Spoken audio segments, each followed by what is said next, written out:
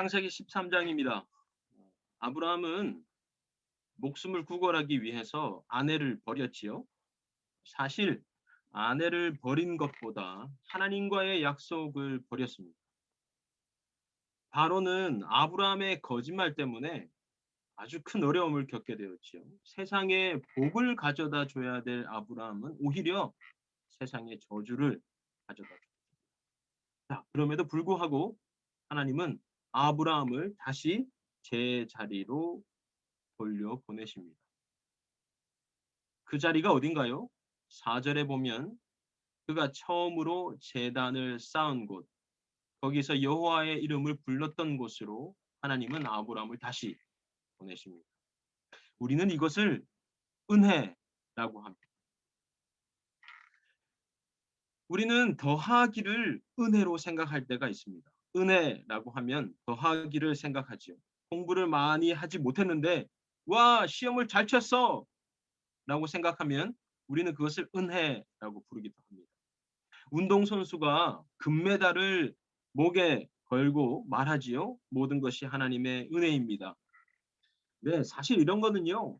우리 겸손의 표현이지 은혜 그 자체는 아닙니다. 시험에 떨어지거나 메달을 따지 못해도 우리는 은혜를 이야기할 수 있어야 합니다. 왜냐하면 은혜는 무엇을 더하는 것이 아니라 아무것도 없었던 자리로 되돌아가는 것이기 때문입니다. 모든 것을 가진 사람도 하나님의 이름을 고백했던 처음의 자리, 그 자리를 잃어버렸다면 그 사람은 은혜가 없는 사람입니다. 아브라함은 은혜의 사람이었나 봅니다. 그는 다시 제자리로 돌아갔습니다. 그런데 문제가 생겼습니다. 양과 염소가 많아지자 아브라함의 목자들과 롯의 목자들이 서로 다투기 시작했습니다. 이스라엘 땅에서 가축을 치기 위해 가장 필요한 것이 무엇일까요? 네, 이 척박한 땅에서 가장 필요한 것은 물입니다. 물이 있는 곳에 풀이 자라고 풀이 자라면 양과 염소를 먹일 수 있기 때문에 아브라함의 목자들과 롯의 목자들은 서로 좋은 땅을 차지하려고 서로 다투었나 봅니다. 이상하지요? 돈이 많아지고 부자가 되면 아무런 어려움이 없을 것 같은데 오히려 그 반대입니다. 부자가 되고 돈이 많아지고 가축이 많아지니 오히려 다툼이 생기지요. 아브라함과 롯 모두 목동이기에 어떤 땅이 가장 좋은 것인지 잘 알고 있었을 겁니다. 아무리 봐도 지금 있는 곳보다 동쪽 요르단 골짜기 그곳에 훨씬 물이 많고 그곳에 양과 염소를 치기에 가장 적합한 땅이라는 것을 알고 있었을 겁니다. 그것이 정답이지요.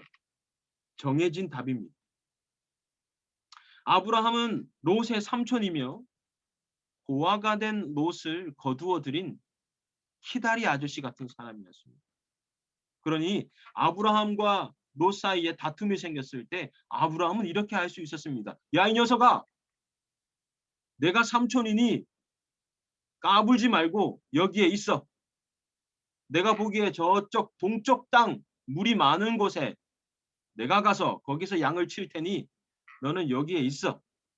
어디 자꾸 까불고 있어? 라고 할 수 있었겠지요. 아브라함도 정답을 알고 있었기 때문에 그 정답을 따라가면 됩니다. 그런데 아브라함은 롯에게 먼저 선택권을 줍니다. 9절이지요? 8절과 9절에 보면 이렇게 말합니다. 아브라함이 롯에게 이르되 우리는 한 친족이라 나나 너나 내 목자나 네 목자나 서로 다투게 하지 말자. 네 앞에 모든 땅이 있으니 너는 나를 떠나가라.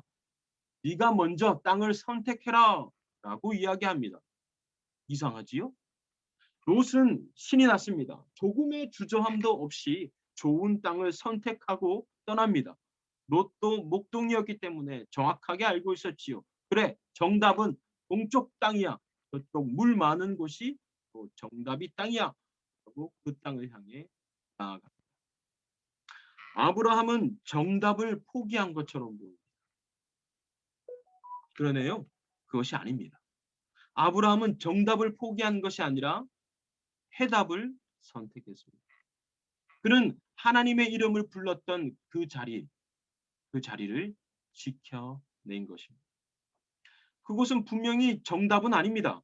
정답은 물 많은 동쪽으로 가는 것이 정답입니다. 그러나 문제를 해결하는 또 하나의 분명한 기준, 그것은 해답일 수 있습니다. 여러분, 1 더하기 1은 2입니다. 정답이지요? 그러나 아브라함은 1 더하기 1은 1보다 크다라고 적었습니다. 정답은 아니지만 또 다른 하나의 답일 수 있습니다. 그는 삶을 통해 배웠습니다. 물 많은 정답을 쫓아가는 것보다 하나님의 이름을 기억하고 하나님의 이름을 부르는 이 땅을 지키는 것이 해답일 수 있구나라고 경험했습니다. 확신하진 않습니다. 이곳에 있어도 가뭄은 옵니다. 이곳에 있어도 어려움을 겪습니다. 그러나 이곳에 있으면 적어도 하나님의 이름을 기억하고 하나님의 이름을 부를 수 있습니다. 그렇기 때문에 그 땅을 해답이라 생각하고 그 땅에 머물렀던 겁니다.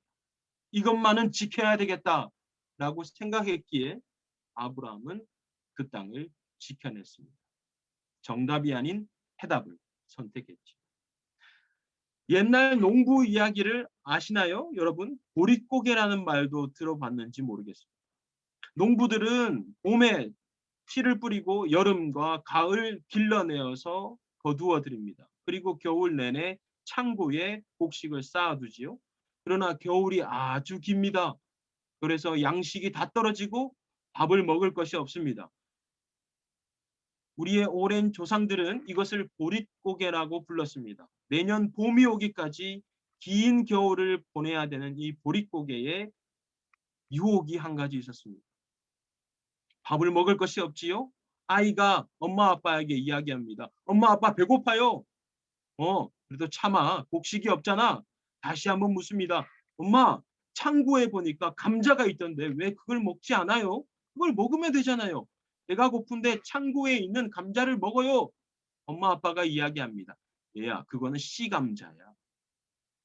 씨 감자를 먹어버리면 내년에 심을 것이 없어. 아무리 배가 고파도 씨 감자는 남겨둬야 해. 라고 말합니다. 네, 정답은 먹어치우는 겁니다. 배가 고프지. 그러나 해답은 씨 감자를 남겨두는 겁니다. 적어도 씨 감자는 지켜내야 합니다. 아무리 배가 고파도 아무리 멋진 것이 눈에 보여도 씨 감자를 지켜내는 해답, 그 해답을 볼 수 있고 그 해답을 선택하는 여러분 되시기를 소망합니다. 이것만은 지켜내야 되겠다. 이것만은 바꿀 수 없다. 이것만은 내어줄 수 없다.